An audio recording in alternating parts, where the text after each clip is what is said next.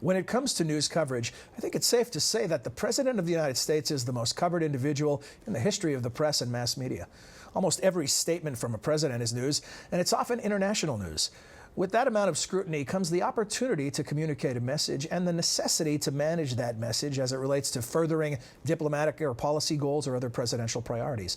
In the modern era, the White House communications operation has become large, complex, and central to any administration's prospects for success. This week on Dialogue, managing the president's message.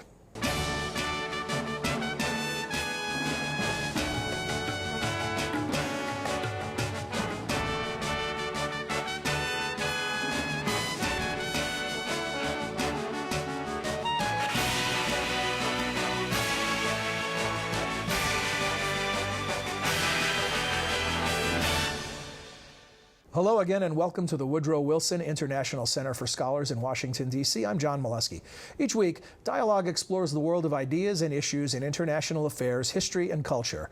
Our guest today is Martha Join Kumar. Ms. Kumar is professor of political science at Towson University and is one of the foremost authorities on coverage of the president and on the White House communications operation. She's the author and co-author of several books, including this newly updated one, Managing the President's Message. Martha, welcome to Dialogue. Thanks for joining us. Oh, thank you very much, John. In reading the book, and I think you even use this phrase in here where you say that communicating is central to governing. The question it raises for me is how central? I mean, in this media-saturated environment, it almost seems like they could become one and the same at times. It's very important for a president to be able to get to the public. He has to be able, in a democracy, he has to be able to communicate with the public and have them understand what it is he's doing, what his priorities are, and why he's doing what he's doing. If you look at the number of times a president speaks today, it is enormous. They're going to be working on different issues each day and appearing before the public, sometimes more than once. In looking at the last three presidents, if you look at President Obama, President Bush, and President Clinton, and you look, if you add up all of their weekly radio addresses, their addresses to the nation, and all of the remarks they make, then you'll find the numbers are remarkably similar, and they're very high.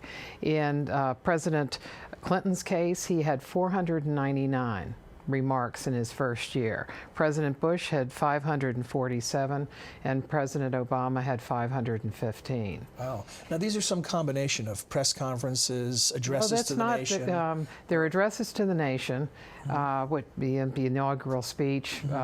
State of the Union. The State of the Union, President Obama's speech at West Point on Afghanistan, President Bush's stem cell speech. And all the remarks they make, say in the Rose Garden, these are not ones to the press. I keep separate combinations of those, and so these are just directly to the people. We'll talk about those. Those are remarks that they make, and at one time the remarks weren't carried. Say during President Eisenhower's time, the president didn't speak as much as he does now. I mean, he probably had in a year and a half. Today, what a president has in a year and a half, the number he had in his whole 8 years, because he had maybe about 700, and the president today, of course, is speaking so often. Now with cable television, the president's remarks also appear on television, so the president is a constant presence in people's lives. It would seem to me that one of the most difficult things to get right is how much is too much or how much is not enough. And if you remember back in the early days of the Obama presidency, early days, it's just over a year old. That's right. But there was a lot of talk that it was too much Obama. He was everywhere. He was the most media-saturated president we'd ever seen. Then when things were going south in the healthcare debate, people were saying, well, Obama's not out there enough fronting this. So how do you get it right? That's right. It just shows that it's very difficult to dial it correctly, and I think in a lot of ways it's not just how often you're on, but also what it is you say. I think if a president is talking about things that the public wants to hear about, like health care or financial regulation, his energy plan, the stimulus bill. Those are all things that people want to hear about. And I think in his presidency, you have a couple of extra things that that make him as much of a subject of the media as he is. I think personally, he's very interesting to people. that his presidency is certainly is new, having youth, an African his race, American. all of these things That's right, and his youth, and what a change that is, and the promise of change that he had as well as far as policy is concerned. And then if you throw in the financial collapse that we nearly had, then people understand that the nation is in a different situation financially. And also we have 2 wars going on. So when he came in, it was important for the news media to carry what he said because the public was interested. If the public wasn't interested, they wouldn't have been carrying him. And if you look, one of the things that I think has been interesting is it's always hard for presidents, in recent years anyway, to get time on the television, the basic television networks at night. But President Obama, in his first 6 months, was able to get 4 nighttime news conferences that ran on all of the television channels.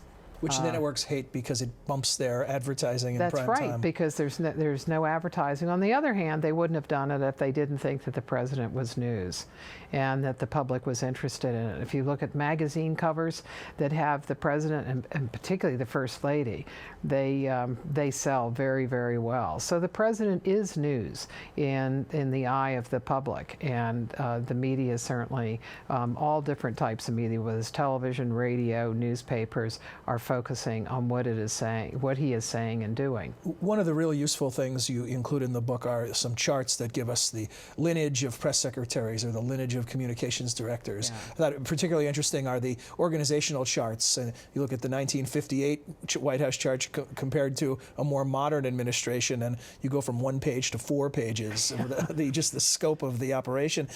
What I'm wondering is, when you track it historically, when does this notion of managing the message begin to manifest in the way we understand it in a modern communications operation? Yeah, I think presidents have always paid attention to the press, and they've always not particularly liked their coverage, but they've often had people in their administrations who were interested in presidential publicity. And you can find that in the 19th century. If you go back and look at the papers of George Cortelyou, who worked in the McKinley administration and in Theodore Roosevelt's administration, he was just a master of presidential publicity. He understood that you needed, if the president was going to take a trip to the West Coast, as both President William McKinley and Theodore Roosevelt did, that you're going to have a lot of reporters on those trains for the 6 weeks that the president was gone. But gradually, it's more than, he was the private secretary to the president, which is analogous to the chief of staff today. And the chief of staff is certainly interested today in publicity, but now there is a whole structure that develops as more money is provided to the White House for staff. There's more of an opportunity to create slots for communications. So in 1929, with a new increase in the number of staff to the White House in the Hoover administration, the first aide whose job was specifically to deal with the press is established. And so George Akerson became the first person we think of today as a press secretary. And gradually there are more and more people who are going to get involved in not just the daily operation, because Akerson's operation and those who followed him pretty much were handling the daily operation. That is, meeting with reporters from news organizations, answering their questions, but also telling them what it is that the president is doing. But it wasn't a long-range kind of publicity strategy. Although in some ways Akerson had done some of that for Hoover when he was Secretary of the Commerce.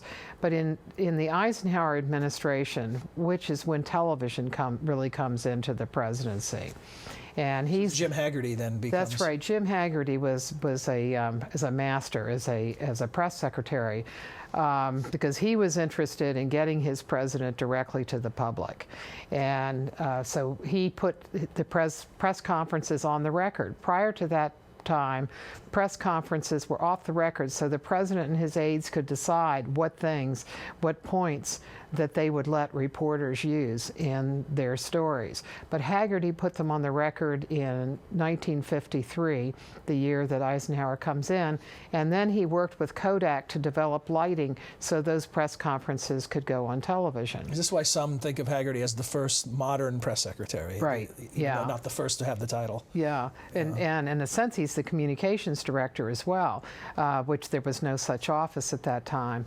But he focused on how they could get him on television and then have those press conferences. They showed at night. The television audience was very small when he finally did go on television, which was January in 1955. But there was a telling remark in his diary. Haggerty said in his diary, "To hell with slanted reporters, we'll go directly to the people." And you can see that theme repeat itself from one administration to another. For example, you can see that in the Obama administration, where they're using Twitter and Facebook. Tools to do it now would have astounded Haggerty. Yeah. So the whole concept of getting directly to the public is not one that's particularly new. And in Nixon's administration, I wondered whether Nixon certainly watched Haggerty and saw how good he was at planning as well as doing the daily operation. He would plan out for Eisenhower how they should be getting a message across. For example, there's a wonderful memo that he wrote about Eisenhower's last year. And he said that in his last year that they could use the theme of peace and he could travel the world as a man of peace to be the ending of his career. So I wondered whether Nixon watched what Haggerty did and decided that that was a function that needed to be in a White House, not just that individual. So when he came into office early in his administration, he created an Office of Communications. And that was to be an office that did planning. And they did planning, but some of that planning turned out not to be legal. So they had the rest is history. They had a lot of difficulty with that, and in several administrations, the Ford administration and the Carter administrations were reluctant to give much of a high profile to it. But by the Reagan administration, there was a recognition that that was an office that needed to exist because there's so many different things that a president does, and there's so many different ways of getting your message out that they wanted to be able to think ahead and make use of opportunities. When you look at this timeline, a lot of things aren't new, like the requirement to communicate and the requirement of persuasion for a chief executive. But what do you think of as the game changer? Is it television? You mentioned Jim Haggerty and television. I remember interviewing Marlon Fitzwater and asking him what he thought was the biggest change in his time on the job. And he said it was the satellite. That when you created this notion that there was no more reflection time, no more message crafting time, that people expected an immediate response from the White House, that changed everything, and that everything that's come since then is just an acceleration of that. What are your thoughts on that? What is the thing that really changed the job of communicating from the White House? Well, you know, I think it goes back to the presidency itself and what we expect from a president, and what we expect from the federal government. If you look at all of the responsibilities that we now expect of the federal government, consumer protection, civil rights, highway programs, environmental programs, clean air, clean water, the energy legislation, the responsibility for the health of the financial system. There are so many different things that the federal government has taken as responsibilities because the public wanted the government to do it because states couldn't. Like education, you need some kind of a national program with evaluation standards.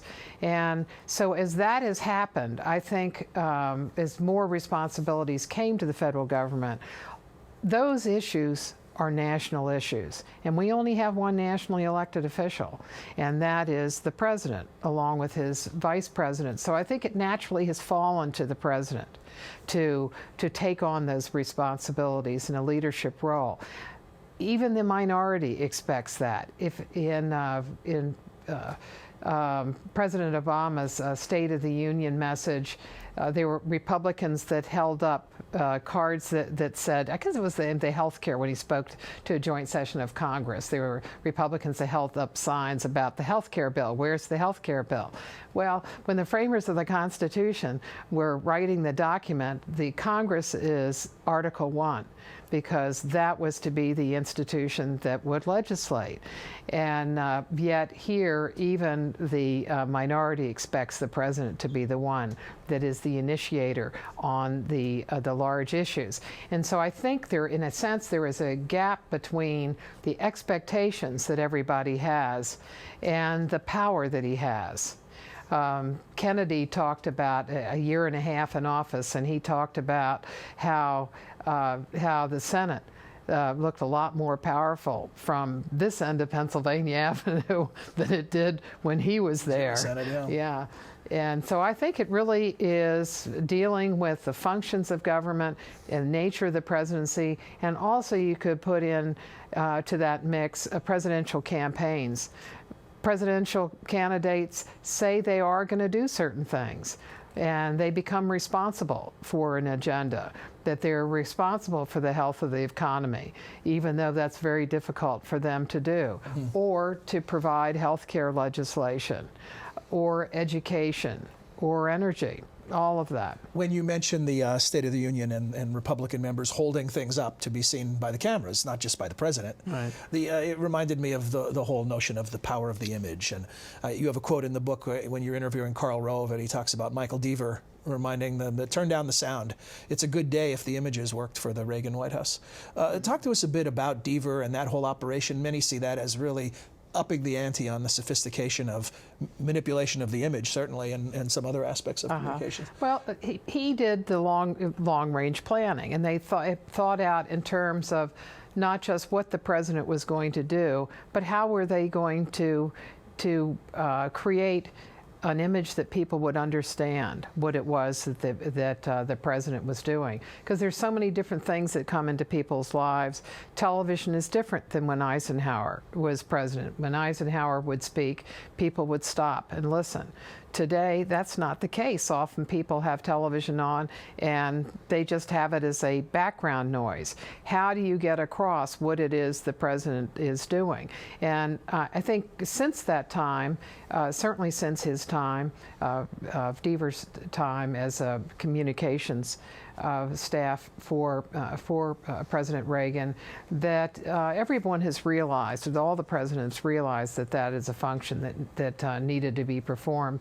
I think that Haggerty understood a lot of that, and I think also that George Corleone back in McKinley's administration understood image too. He understood how important it was to bring photographers, for example, onto those trips. So in one of the trips that they took to the West Coast, he made sure that there was a car on their train that had a dark room in it, so that those photographs could come across. So he understood that the image of the president is crucial. In the to see how the Deaver approach is still with us. In the Bush administration, there was a person who had worked for several networks, ABC and NBC, and who had worked for George H.W. Bush, a man named Scott Sforza, who did a lot of work on their communications and how to take the president and get him on television and get the message on the screen. And so one of the things that they did was that they were interested in, Scott said that one of his tests was if you could walk by a store that had, let's say, an electronics stores and had all the televisions on, and the president was on it, that you should be able to, if in designing his communications, you should be able to have whoever's walking by, and who obviously is not going to hear the sound, know what it was that the president was doing. And so one of the ways they would do that was through their background, the wallpaper that they put behind it. So, for example, when President Bush introduced his education legislation, they called it No Child Left Behind. And he had an event in the old executive office building And they knew which side the cameras were going to be working from, and so they had on one part of a wallpaper that said, repeated, no child left behind. And so you knew that that's what they were doing. Not even subliminal, direct. That's right. Who could be against very leaving direct. children behind? So they went down to the point of making sure that there was enough of a picture that you could see the background behind. So if the president was at an event where he was going to be doing promoting business, that there would be the tractors and everything else of the small business. So in order to do that, Scott designed a new podium that it's flat across here, and then it goes down, and all the wiring is inside here. And the benefit of that is that you can see all here what is in the background, and so that is good for the picture. So what he was particularly interested in was the wide shot that was done by cable, because he knew that the networks weren't going to use as much of it as cable would. And so he wanted to make sure that they had that cable shot. Because once cable comes on, CNN came on in the early 1980s, but Fox and MSNBC come on in 1996. And so they began taking whatever the president said. So any of the remarks he said, they were there. So you had some competition between them, and all of them were using him. But you know, if you don't get this right, this is the classic double-edged sword. As you were describing this, I was picturing President Bush on the aircraft carrier with mission accomplished behind him, an image that I'm sure must haunt that administration to this day. Yeah, and they had a lot of different reasons of why they had it there. They said, well, you know, the troops wanted it there because they had been at sea and they were just coming back from sea, and I thought I talked to several people about it, including Scott, and I think in his case he was working on the technical aspects of what that picture looked like, and in particular they had a new kind of technology that could send pictures to the satellite, could send the video to a satellite even while the ship was moving. So the ship was moving at the time. They didn't have to stop for it. And so he was working hard on getting all of that together. And the colors and the rest of it they had. If you remember, they had people in different color uniforms, right. And it was a beautiful picture. It was. Just the content is what came back to haunt them. But I think in any administration that you can get caught up in the technology, and what you really have to think about is, what is the message? What is it that you're trying to say? What are your priorities? Why are you in favor of a certain position? What is it, for example, that healthcare is going to do? A healthcare reform. And I think that in the summer they got lost on that. That that the White House was assuming that Congress was going to be so involved in writing the bill that they couldn't talk about what the specifics of the legislation would be. But I think where they missed was, what they could have done is saying, look, we've got a health care crisis here, and here are 6 big issues that we have, and then talk about each one of them one by one, and have people come forward to use as examples of that problem. So if you have medical bankruptcy, and this is something they did all the time in the Clinton administration, if you had medical bankruptcy, bring in 10 families that had gone bankrupt over medical issues, have them talk, and then have them go to the White House stakeout and talk to reporters and answer reporters' questions of how they got into that situation. And then you have the human element within that policy, and reporters talking about it. Telling a story is ultimately what you're describing. Yes, that's right. You know, we're shockingly short on time. I'm always surprised when I get the time cue and realize how quickly the time has gone by. But one of the things I want to ask you about is the wordsmiths, the people who write the words the president speaks. That's still an important part of this whole communicating of a message. In your interviews and working with people, how important are the speechwriters, those people who come up with the terms, like No Child Left Behind? The speechwriters are very important, and they work together with policy people, and some of them are policy people themselves. But the president himself is going to be very involved in the writing of speeches. For example, I looked in the Reagan's records on his speech to the both houses of Parliament, and I went through his handwriting file. So you got to see his I could notes. see the notes that he made and the changes he made, and he worked on that speech for some while. And the changes he made, I thought, were very interesting because they just increased the level of the language. He brought in euphonious words so that a sentence really would sing. And as an actor, he knew how to deliver a speech, and he spent a lot of time on it. Was he the great communicator? Was he the best at this? I mean, sure, Bill Clinton is no slouch. Barack Obama is no slouch. I think they've all been good in their particular ways, but I would say that Reagan put more attention to it. And one of the things you find in a White House is that a White House reflects a president. If a president is interested in speeches, his staff is going to be interested in them as well. And one thing that Reagan had that his successors hadn't is everybody knew what his core issues were. I mean, you could go back and think about him. You know, he wanted to cut the size of the federal government. He wanted to not destroy what he called the evil empire, but he certainly did. He wanted to decrease the military budget. And so you had a sense of what it is he was about in privatization. And so all of his staff, including his speechwriters, knew that. And it became easier for them to write speeches because they knew coming in what he thought.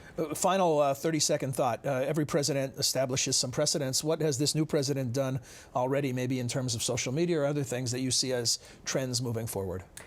I think making use of the latest technology. I would say that all presidents are doing that, like Cordelia, when photography became important, having used it for the president. But with Obama, you have Twitter, Flickr for photographs that they send out, Facebook. And of course, his message is now on the internet. His weekly message is on the internet. Moving closer to Jim Haggerty's dream of eliminating the filter beyond the press. But you always have to remember, it's the message that's important. It's what it is, the policy, that is going to be important. Great final thought, Martha. Thank you. And this is the book, Managing the President's Message. To those of you watching on MHZ or listening on radio, we appreciate your comments and encourage you to share them with us. You can do so by sending email to dialogue@wilsoncenter.org. We'll return next week with another edition of Dialogue. Until then, on behalf of the Dialogue production team and all the staff of the Wilson Center, I'm John Molesky. Thanks for watching. Dialogue is a co-production of the Woodrow Wilson International Center for Scholars and MHZ Networks. Dialogue is available via broadcast, cable, satellite, and telco on MHZ Worldview throughout the United States. To see how to watch where you live, visit www.mhznetworks.org.